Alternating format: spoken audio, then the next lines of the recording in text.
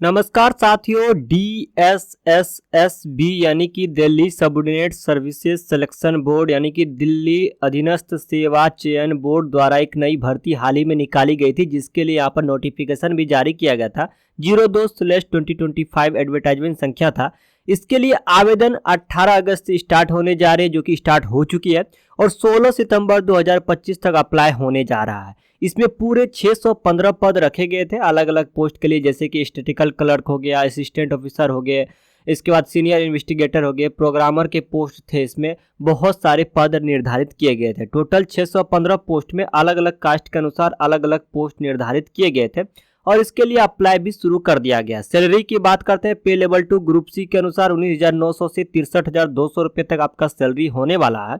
हालांकि अब आप नीचे आते हैं तो यहाँ पर 81,000 रुपये तक भी सैलरी यहाँ पर निर्धारित है। तो इसके लिए आपको सबसे पहले नोटिफिकेशन को ध्यानपूर्वक पढ़ना होगा। अब ये नोटिफिकेशन कहाँ मिलेगा? सबसे पहले आपको गूगल में आना है। गूगल में जो सर्च करना सिखा रहा हूँ, बस वही आपको सर्च करना है। यहीं से आपका एप्लीकेशन फॉर्म भी भरा पाएगा, एप्लीकेशन फॉर्म भी भर पाएंगे।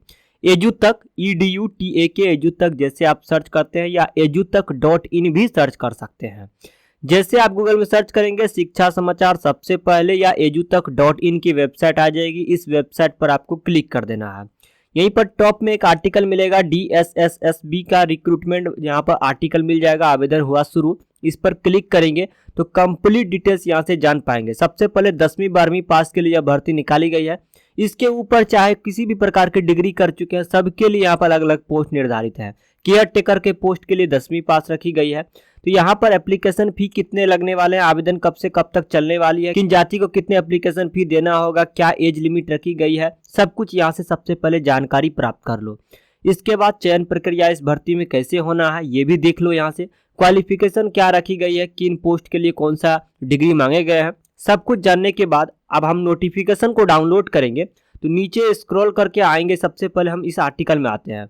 यहाँ पर देख सकते हो कि ऑफिशियल नोटिफिकेशन के सामने क्लिक हियर का बटन दिखेगा। इस पर हम जैसे क्लिक करते हैं, नोटिफिकेशन डाउनलोड हो जाएगा। इसे आप अच्छी तरह से रीड कर लेंगे, ठीक है। अब अप्लाई की बारी है। अप्लाई लिंक पर जैसे क्लिक करेंगे, क्लिक हियर पर क्लिक करना है। यहीं से आपका एप्लीकेशन फॉर्म फिलअप होगा। अगर आपने DSSSB की साइट पर आकर कभी न कभी किसी भी प्रकार के फॉर्म को फिलअप किए होंगे, तब आपको यहाँ पर रजिस्ट्रेशन करने की जरूरत नहीं है, सीधे आपको लॉगिन करना होगा। तो लॉगिन करने के लिए हमें करना क्या होगा, इसी वेबसाइट के होम पेज में click here to sign in पे ऑप्शन पर क्लिक कर देना है।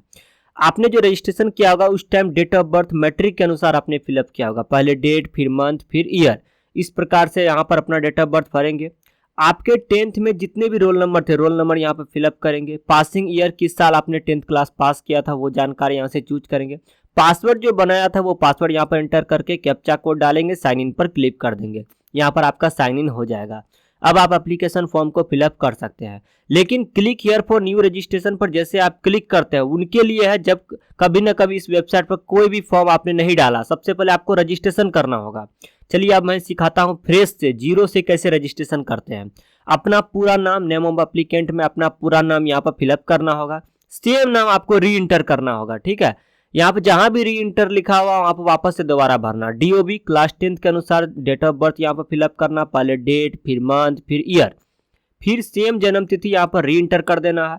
इसके बाद क्लास 10th का अनुसार क्या करना है, यहाँ पर रोल नंबर आपको लिखना है क्लास 10th का, और सेम रोल नंबर को आपको नीचे यहाँ पर रिपीट कर देना है। किस साल आपने क्लास 10th पास किया है, ईयर में जानकारी देना है, और रिसिलेक्ट में वही सेम जानकारी देना है किस साल आपने 10th क्लास पास किया था। सिलेक्ट पर क्लिक करेंगे। यहाँ पर नीचे पूछी जा रही है कि अगर आप महिला हैं तो आपको जेंडर में फीमेल सिलेक्ट करना होगा, अगर आप पुरुष हैं तो मेल सिलेक्ट करना होगा। रीसिलेक्ट में वही जानकारी देना है जो ऊपर में दिए होंगे, फीमेल या मेल, वही सेम जानकारी देने के बाद नेशनैलिटी आपको इंडियन रखना है। फादर्स नेम आपको यहाँ पर एंटर करना है, फादर्स नेम जो आपके मैट्रिक के मार्क्सशीट होंगे, ठीक है। Mister, missus, Kumar, Shrimati, doctor, ये सब चीज़ें नहीं लगाना, सीधे आपको अपने फादर्स का नाम कंप्लीट रूप से भरना है और सेम फादर्स का नाम यहाँ पर री इंटर कर देना है नीचे। मदर्स नेम में वही सेम जानकारी आपको भरना है, री इंटर कर देना है मदर्स नेम में। अगर आपकी शादी हुई है तो आप अपने हस्बैंड का नाम या आप अपने वाइफ का नाम यहाँ पर फिलअप करेंगे स्पाउस नेम में, और री इंटर मतलब वही सेम जानकारी नीचे यहाँ पर फिलअप करना है री इंटर स्पाउस नेम में, ठीक है। री इंटर स्पाउस नेम देने के बाद यहाँ पर पूछे जा रहे हैं मोबाइल नंबर जो बिल्कुल आपका एक्टिव चालू हो। यहाँ देने के बाद सेम मोबाइल नंबर यहाँ रिपीट करेंगे। आपके मोबाइल के जीमेल ऐप में ईमेल आईडी मिल जाएगा, ईमेल आईडी यहाँ पर डाल देंगे। वही सेम ईमेल आईडी यहाँ इंटर कर देंगे नीचे। अब यहाँ पर गेट ओटीपी पर जैसे क्लिक करते हैं, आपके मोबाइल नंबर पर जो ओटीपी आएगा ये यहाँ पर मोबाइल ओटीपी में फिलअप करेंगे और आपके ईमेल पर जो ओटीपी आएगा यहाँ पर फिलअप करेंगे। नीचे स्क्रॉल करेंगे, आपके पास डॉक्यूमेंट होने चाहिए। आधार कार्ड हर किसी के पास है, तो आपको यहाँ पर बोला जा रहा है कि give Aadhaar as an ID proof. आपको यस पर क्लिक करके आधार कार्ड की डिटेल्स को फिलअप करना है। जैसे आधार नंबर यहाँ इंटर करना है, री इंटर में सेम आधार नंबर इंटर करना होगा। आधार कार्ड पर जो आपका नाम मेंशन है वही नाम यहाँ पर फिलअप करना होगा और सेम री इंटर मतलब वही नाम यहाँ पर वापस से इंटर करना होगा। अगर आपके पास आधार कार्ड नहीं है, कोई अन्य दस्तावेज है, तो नो पर हम क्लिक करेंगे। इसके अलावा और कोई आपके पास डॉक्यूमेंट जैसे voter ID card, driving licence वगैरह, उसका नंबर यहाँ पर फिलअप करेंगे यहाँ पर आईडी प्रूफ नंबर में, और उस आईडी प्रूफ पर जो भी आपका नाम है यहाँ फिलअप करेंगे। Enter your name as ID proof, यहाँ पर फिलअप करने के बाद री इंटर में जो है सेम आप अपना नाम दोबारा से फिलअप कर देंगे। यहाँ पर देने के बाद दोस्तों अब बोली जा रही है यहाँ पर पासवर्ड कैसे हम बनाएंगे। देखो यहाँ पर पासवर्ड में क्या बनाना, अपना नाम फिलअप करना। जैसे कि आपका नाम अगर आनंद होता है तो आनंद देंगे, एक स्पेशल कैरेक्टर जैसे @ यूज कर लेंगे, हैच यूज कर लेंगे, एंड यूज कर लेंगे, स्टार यूज कर लेंगे, क्वेश्चन मार्क यूज कर लेंगे, परसेंटेज यूज कर लेंगे और 3-4 डिजिट यूज कर लेना, जैसे कि 9287। इस प्रकार से तीनों का कॉम्बिनेशन करके एक स्ट्रॉन्ग पासवर्ड बनाएंगे। और री इंटर पासवर्ड में करना क्या होगा, वही सेम पासवर्ड री इंटर पासवर्ड में इंटर कर देना है। नीचे स्क्रॉल करके आएंगे, यहाँ पर प्रीव्यू कर लेंगे। फॉर्म में आपने जो भी डिटेल्स फिलअप किया बिल्कुल सही है या नहीं, किसी प्रकार की गलतियां तो नहीं है, क्योंकि रजिस्ट्रेशन एक ही बार होता है। भले ही इस वेबसाइट पर मल्टीपल वैकेंसियां समय समय पर आती रहती है, आप सिर्फ फॉर्म को भर पाएंगे, रजिस्ट्रेशन एक ही बार होता है, ध्यान से देखना है। प्रीव्यू कर लेना है, फॉर्म में सब कुछ सही है तो आपको करना क्या होगा, नीचे आके स्क्रॉल करके यहाँ पर आना है, यहाँ पर इस चेकबॉक्स को टिक कर देना है और नीचे सबमिट पर क्लिक कर देना है। रजिस्ट्रेशन आपका सक्सेसफुली हो जाएगा। अब आपको सीधे लॉगिन करना, जो मैंने आपको स्टार्टिंग में बताया था। यहाँ पर क्लिक टू साइन इन पर जैसे क्लिक करेंगे, जो तक वेबसाइट पर आकर अप्लाई ऑनलाइन के विकल्प पर क्लिक करेंगे। यहाँ पर देख सकते हैं अभी जो आपने डेट ऑफ बर्थ दिया था, जानकारी फिलअप किया था 10th के मार्कशीट के अनुसार, वही डेट ऑफ बर्थ यहाँ पर फिलअप करना है। पहले डेट, फिर मंथ, फिर ईयर, फिर अपना 10th का रोल नंबर एंटर करके किस साल आपने पास किया था 10th उसकी जानकारी देना है। पासवर्ड जो बनाया वो पासवर्ड डालकर कैप्चा कोड को नीचे यहाँ पर एंटर कर देना है और सीधे आपको साइन इन पर क्लिक कर देना है। इस प्रकार से आपका जो है लॉगिन हो जाएगा। यहाँ पर देख सकते हो मल्टीपल पोस्ट पर भर्तियां निकली है, सबके सामने अप्लाई नो का बटन दिया गया है। किस पोस्ट के लिए आप अप्लाई कर रहे हो, यहाँ पर मल्टीपल पोस्ट है देख सकते हैं। जैसे कि यहाँ पर देख सकते हैं कि असिस्टेंट सिक्योरिटी ऑफिसर के हो गए, इसके बाद जूनियर ड्राफ्ट्समैन इलेक्ट्रिक के हो गए, नायब तहसीलदार के हो गए, बहुत सारे पोस्ट पर आवेदन चल रहा है। सबके सामने एप्लीकेशन फी लिखे गए हैं, अप्लाई नो का बटन दिया गया है। अप्लाई नो पर क्लिक करके फॉर्म को फिलअप कर सकते हैं। प्रोसेस सबका सेम रहने वाला। अप्लाई का लास्ट डेट क्या है यहाँ से देख सकते हैं और नीचे आप स्क्रॉल करके आते हैं। यहाँ पर आपको अगर ये नहीं मिल रहा है तो अप्लाई फॉर न्यू एप्लीकेशन पर क्लिक करेंगे लेफ्ट कॉर्नर में, ये सारे पोस्ट खुल के आ जाएंगे। सीधे आपको फॉर्म भरना मैं आपको सिखाने जा रहा हूँ।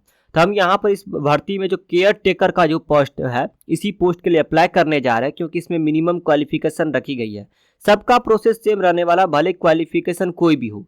तो केयर टेकर के पोस्ट के लिए अप्लाई जब हम करने जा रहे हैं तो केयर टेकर के सामने जो अप्लाई नो का बटन दिखेगा यहाँ पर देख सकते हैं, जिसका आवेदन 18 अगस्त से 16 सितंबर तक चलने वाली है, हम अप्लाई नो पर क्लिक कर देंगे। इस प्रकार से आपने जो रजिस्ट्रेशन किया होगा उससे सारे डिटेल्स उठा लिए जाएंगे। पर्सनल डिटेल्स में सब कुछ शो करेगा, mother's name, marital status, date of birth वगैरह यहाँ पर स्क्रीन पर देख सकते हैं। अब आपको नीचे जो है जानकारी फिलअप करना क्या, प्रेजेंट एड्रेस, जहाँ भी अभी आप फिलहाल रह रहे हो उस एड्रेस को फिलअप करने के बाद नीचे आते हैं, एरिया का पिन कोड यहाँ एंटर करना होगा।